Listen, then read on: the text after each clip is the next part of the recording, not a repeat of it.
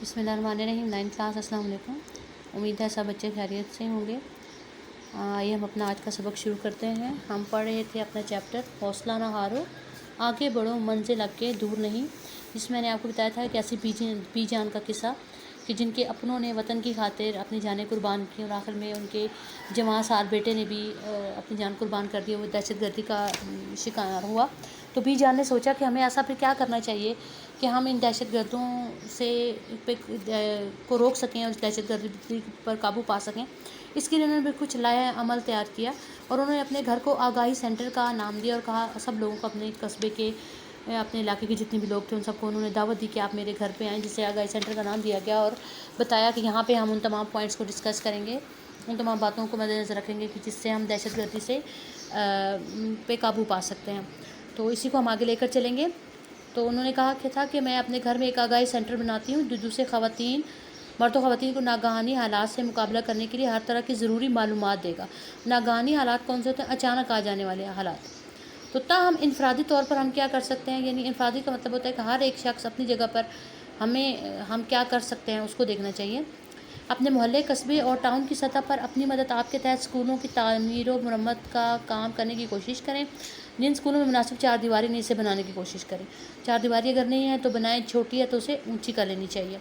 School के गिरदो नवा, गिरदो का नवा का मतलब क्या होता है? इर्द गिर्द, आस पास।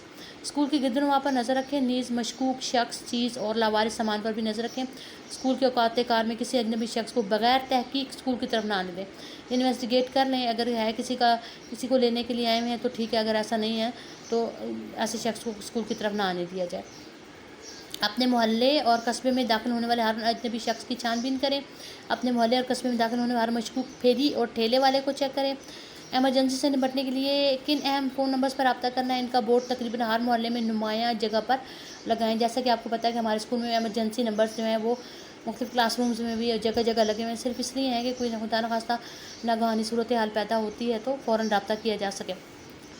इसी तरह आगे उन्होंने क्या कहा कि हर मोहल्ले और कस्बे के दुकानदार अपनी अपनी दुकानें खोलने से पहले इर्द गिर्द का जायज़ा लें कि कोई मशकूक चीज़, मसलन साइकिल, मोटरसाइकिल या गाड़ी वगैरह तो लावारिस नहीं खड़ी।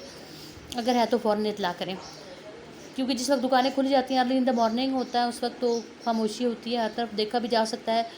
अगर कोई ऐसी चीज़ नज़र आती है तो उसके लिए फ़ौरन पुलिस स्टेशन जो भी मुतलका नंबर्स हैं उन पर रब्ता किया जाए। किराएदार और घरेलू मुलाजिम को रखने से पहले मुतलका थानों में इनके शनाख्ती कार्ड वगैरह की जांच पड़ताल और इंतराज लाजमी करवाएं। मुतलका थाने से मुराद है कि जिस एरिया में आप रहते हो हर इलाके का अपना एक थाना होता है।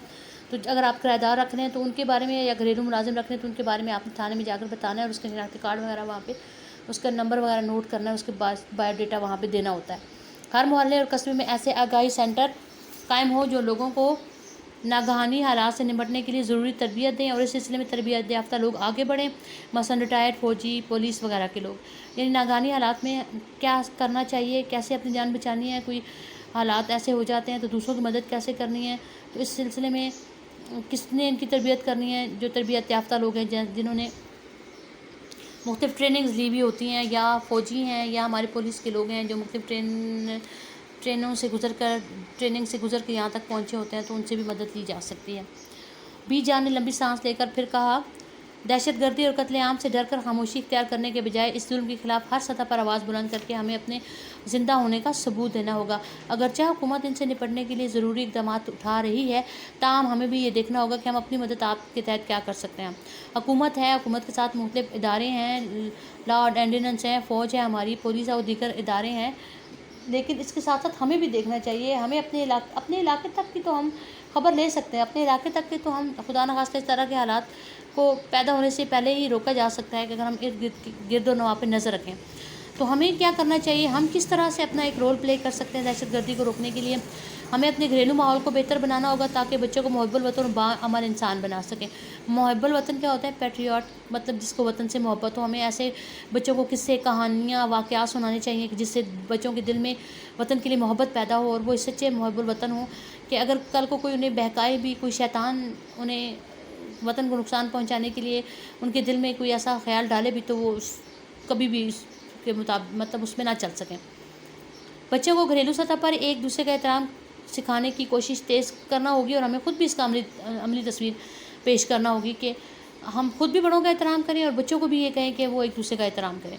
ہمیں اپنے ہمسایوں سے تعلقات بہتر بنانے ہوں گے اور ایک دوسرے کے دکھ سکھ میں عملاً شریک ہونا ہوگا. ہمسایوں میں جو بھی لوگ ہیں، مسلم ہیں، نان مسلم ہیں، ہمیں ان کے ساتھ اچھے تعلقات استوار کرنے ہیں.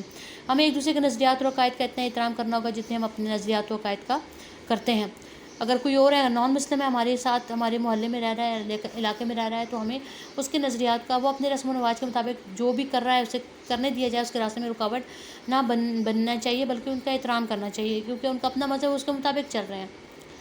ہمیں محبت، رواداری اور برداشت کے جذبات کو فروغ دینا ہے، اور بحیثیت پاکستانی ہم سب پر فرض ہے کہ ہم ہر پاکستانی کی جان و مال کو محفوظ بنائیں. اس بات کا خصوصی خیال رکھیں کہ تمام محلوں اور قصبوں میں موجود تمام مختلف مذاہب کے ماننے والے اپنے اپنے عقائد کے مطابق اپنی مذہبی عبادات اور تہوار امن و سکون کے ساتھ منا سکیں. انہیں کوئی تکلیف نہ ہو، انہیں جو ہے ہر قسم کی آزادی ہو اپنے مذہبی عبادات جو بھی ہیں ان کو کرنے میں.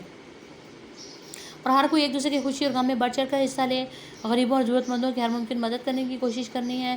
یاد رکھیں کہ جب کبھی آپ ایسی جگہ پر جائیں جہاں کی سیکیورٹی پر لوگ تو متعین ہیں، لیکن وہ اپنی فرض سے غفلت برت رہے ہیں، آپ کو توجہ سے چیک نہیں کر رہے، آپ پاس سے گزر گئے ہیں، انہوں نے آپ کو چیک نہیں کیا، آپ کی تلاشی نہیں لی، تو آپ انہیں ایسا کرنے سے منع کریں. اور ساتھ ہی ممکنہ حادثات سے اپنے اور دوسروں کی جان محفوظ کرنے کے لیے ان کی اس غفلت کی اطلاع جو ان کے ساتھ ان کے ہیڈ ہیں، جو ان کے سپروائز کرنے والے جو لوگ ہیں، وہ ان کو ضرور دیں تاکہ وہ اس کا کوئی ایکشن لیں.